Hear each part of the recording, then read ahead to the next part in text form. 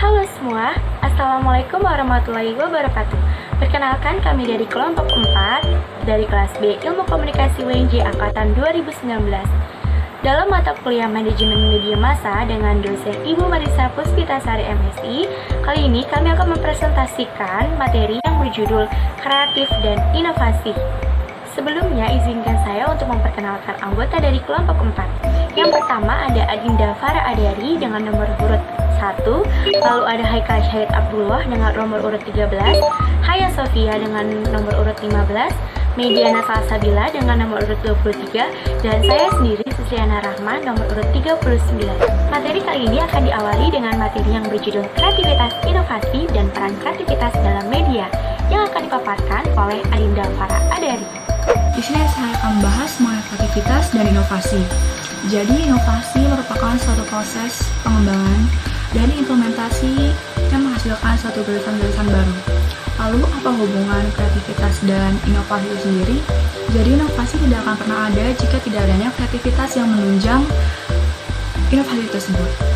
Dan di sini saya akan menjelaskan mengenai contoh kasusnya, yaitu dilansir dari beritadetik.com, di mana perusahaan Realme, perusahaan ponsel, telah meluncurkan produk terbarunya yang bernama Realme C Series, di mana Realme C Series ini telah berkolaborasi dengan sektor-sektor unggul mulai dari e-sport, musik, dan film yang mengakomodir berbagai aktivitas produktif terhadap penggunanya. Selanjutnya saya akan membahas mengenai peranan kreativitas di media. Jadi hampir sama dengan inovasi, peranan kreativitas di media ini mempunyai peran yang sangat penting dikarenakan tanpa adanya ide-ide kreatif dan inovatif, media tidak akan berjalan dan terus berkembang. Dan contoh kasus dari peranan kreativitas di media ini yaitu iklan Indo Es Krim, di mana iklan Indo Es Krim ini latar belakangi tokoh-tokoh zaman dulu atau tokoh-tokoh tradisional di Indonesia, dan mereka ini tuh menyuguhkan adegan-adegan lucu, dan adegan-adegan lucu ini menuai banyak perhatian dari para netizen atau masyarakat pengguna media sosial, dan mereka tuh tidak segan-segan untuk membuat meme dari adegan-adegan lucu tersebut. Nah, maka dari itu iklan itu terus dikenang oleh masyarakat akibat ide-ide kreativitas yang dihasilkan oleh media yang meluncurkan iklan tersebut. Wah, berarti sebuah media sangat membutuhkan kreativitas ya. Selanjutnya adalah materi yang berjudul Meneliti Kreativitas dan Bagaimana Kreativitas dalam Organisasi yang akan dipaparkan oleh Haikal Syahid Abdullah. Untayan penelitian baru ini juga dikenal sebagai interaksionis atau sosiokonstruktivis. Melihat bagaimana pengaruh sosial dan faktor kontekstual mempengaruhi kreativitas. Aspek yang sebelumnya ditekankan seperti keterampilan kognitif, ciri-ciri kepribadian, dan masalah proses tidak diabaikannya, tetapi dimasukkan ke dalam dalam kerangka yang lebih besar. Pendekatannya lebih ke egaliter daripada beberapa pendekatan yang lainnya. Mungkin kreativitas tidak dibatasi kepada lebih sedikit orang yang terpilih, tetapi sebaliknya ia mengasumsikan bahwa diberi tugas dan keadaan yang paling tepat secara tingkat kreativitasnya yang dapat ia miliki. Sejauh itu juga positivisme yang mengasumsikan bahwa perubahan lingkungan dapat menghasilkan perubahan atau tingkat kreativitasnya. Itu pernyataan yang ditekankan oleh Rousseau pada tahun 1985. Apa itu kreativitas dalam konteks organisasi? Dalam pembahasan ini terfokus pada kreativitas dalam organisasi. Maka tempat kreativitas berada yang dibutuhkan adalah di bidang bisnis, bukan untuk tujuan pribadi. Teori kreativitas organisasi bagaimanapun memberikan definisi kreativitas yang tepat dan cukup komprehensif untuk digunakan sebagai dasar penelitian. Inovasi organisasi dan kinerja organisasi. Studi kasus pada Pusat Kajian dan Pendidikan dan Pelatihan Aparatur 3, Lembaga Administrasi Negara. Teman-teman penasaran gak sih apa bedanya kreativitas dan inovasi? Lalu gimana ya kreativitas itu berasal? Kalau penasaran, kita lihat yuk pemaparan dari Mediana Salsabila. Inovasi merupakan sebuah konsep yang lebih luas. Teori inovasi menyangkut pada proses yang mana produk diproduksi, struktur organisasi dan strategi mendukung proses ini, dan juga hubungan antara inovasi dan kinerja perusahaan. Penelitian mengenai kreativitas didasarkan pada akarnya, yaitu psikologi. Hal ini didasarkan dari adanya ide cemerlang yang kemudian ide tersebut mengarah pada penciptaan produk dan layanan baru. Inovasi dari perspektif ini dipahami sebagai keberhasilan implementasi gagasan kreatif dalam bentuk proses ataupun layanan. Dari mana kreativitas berasal? Komponen inti kreativitas. Tahap pertama dalam program, produk, atau layanan baru memengaruhi seseorang yang memiliki ide bagus seperti percikan kreativitas, lalu mengembangkan ide tersebut lebih jauh lagi. Menurut pendekatan sosio-konstruktivis, kreativitas memiliki 3 komponen yang mana harus ada dalam organisasi, yang mana itu akan menyebabkan kreativitas akan muncul. Yang pertama itu adalah komponen keterampilan yang relevan dengan kreativitas. Yang pertama itu gaya kognitif, yang kedua itu heuristik kreativitasnya, yang ketiga adalah gaya kerja. Lalu ada keahlian, lalu yang ketiga adalah motivasi intrinsik. Lalu contoh kasus untuk sumber ini yaitu yang diambil dari berita online, yaitu dengan tema cara kreatif local spray usir kebosanan di tengah pandemi.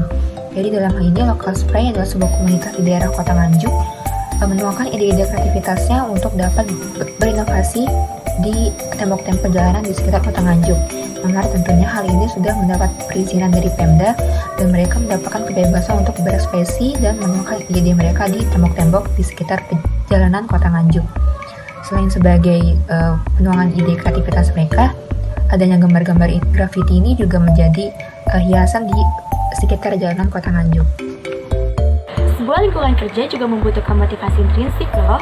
Kali ini saya Sislana Rahma akan menjelaskan bagaimana merancang lingkungan kerja untuk ditingkatkan motivasi intrinsik. Motivasi memiliki peran dalam menumbuhkan kreativitas, khususnya motivasi intrinsik atau motivasi yang ada dalam diri sendiri. Orang dengan motivasi yang tinggi mampu mencari jalan keluar, mengambil waktu, dan menikmati perjalanan dalam mencari kreativitas. Berikut adalah 5 aspek dalam lingkungan kerja yang mempengaruhi motivasi intrinsik. Yang pertama adalah dorongan, selanjutnya adalah tantangan kreativitas, yang ketiga adalah otonomi, selanjutnya adalah sumber daya. Sumber daya yang paling penting untuk meningkatkan motivasi intrinsik adalah uang dan waktu. Terakhir adalah komposisi tim. Kreativitas dalam pengaturan organisasi membutuhkan koordinasi kontribusi dari tim. Strategi merancang pesan membutuhkan strategi kreatif dengan melewati tahap pembentukan, evaluasi, seleksi, dan pelaksanaan pesan. Graham Wallace membagi kreativitas menjadi 4 tahap yang meliputi persiapan, inkubasi, iluminasi, dan verifikasi dan revisi.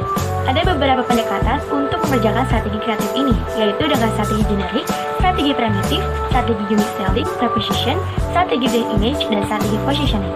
Menurut saya, strategi yang paling menarik adalah strategi unique selling proposition, karena strategi ini mengutamakan keunikan dari produk yang akan kita bentuk kreativitasnya.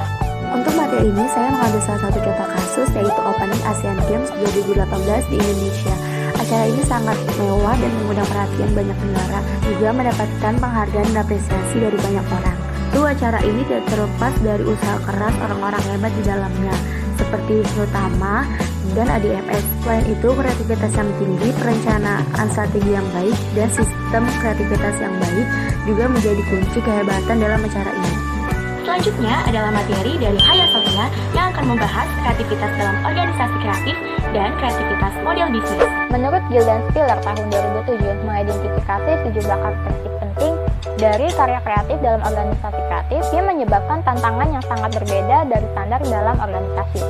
Beberapa poin penting diantaranya yang pertama, asimetri informasi antara materi iklan dan manajemen. Kedua, manajemen dapat menciptakan kondisi yang kondusif. Ketiga, kemungkinan solusi yang tidak terbatas. Keempat, kinerja produk kreatif hampir tidak mungkin untuk diprediksi. Keputusan sering dibuat untuk melanjutkan yang mengarah ke sindrom Kalkun-Spluton atau biaya dengan mudah lepas dari kendali manajerial. Contoh kasus yaitu Motor Engineer terancam rugi 1,5 triliun, di mana film ini bagus namun mengalami kerugian karena lepas kendali dari manajerial atau mengalami sindrom Kalkun-Spluton. Selanjutnya, kreativitas dan model bisnis.